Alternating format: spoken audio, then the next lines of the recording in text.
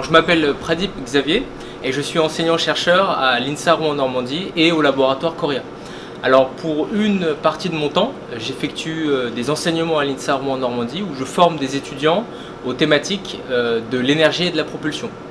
Pour l'autre partie de mon temps, j'effectue des recherches au laboratoire Coria, donc vous avez ici mes expériences, et donc moi je travaille sur la combustion. Alors pourquoi la combustion ?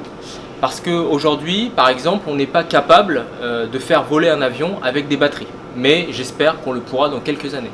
Pour le moment, on essaye d'améliorer ce processus qui peut s'avérer être polluant et néfaste pour la planète. Alors, plus en détail, je travaille sur les problématiques de combustion proche paroi. C'est-à-dire que je vais regarder tous les phénomènes physiques qui apparaissent lorsqu'une flamme va venir impacter sur une paroi.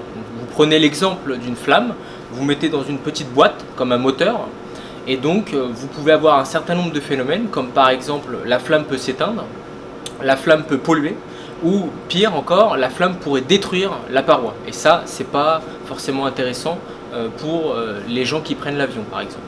Donc un exemple concret pour vous donner une illustration, c'est quand vous chauffez une casserole d'eau, vous avez envie que votre eau chauffe vite, bien et de manière sûre.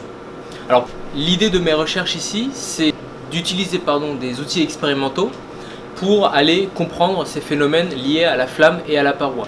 Donc cela nécessite d'observer des zones très petites, de l'ordre du millimètre. Et donc pour cela, on va utiliser des bancs de combustion qui sont équipés de fenêtres optiques. C'est-à-dire qu'on va pouvoir observer au travers de la paroi.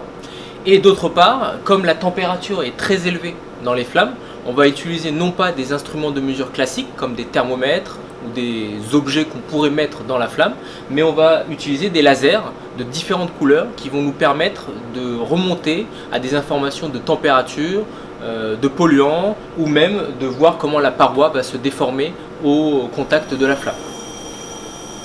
À l'intérieur, il y a plein de miroirs, de lentilles qui permettent de mettre en forme le faisceau, d'accord ? Et donc en fait, il ressort de l'autre côté. Ici, vous avez d'autres optiques. Et donc avec un peu de chance, en restant là, en fait, alors ça va pas sur la manip, ça va sur ce four là ici, comme c'est un test. Et vous allez voir en fait de la lumière rouge qui va être émise, d'accord ? Donc en fait, on a du vert ici et vous allez avoir du rouge à la fin, d'accord ? Le laser va servir à illuminer une paroi, donc en fait elle est dans le four. Sur la paroi, on a peint en fait avec des particules luminophores. Et en fait, nous, mis à part regarder dans la nuit, c'est pas ça qui nous intéresse. Cette émission de lumière, elle est dépendante de la température. Donc en fait, nous on étalonne cette lueur dans un four dont on connaît la température.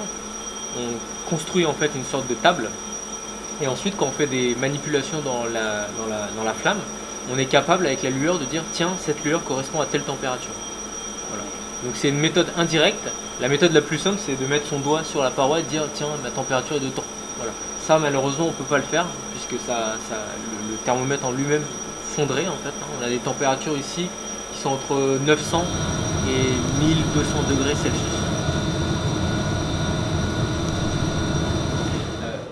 Toutes ces données, lorsqu'on va les accumuler, on va d'un point de vue théorique mieux comprendre la physique de la combustion, mais également ça va aider à guider les développements technologiques de solutions plus écologiques pour nos partenaires industriels. Bien évidemment, la combustion est néfaste pour la planète, ça tout le monde le sait, mais aujourd'hui il faut comprendre que tout le monde peut agir pour réduire l'impact de l'homme sur le changement climatique.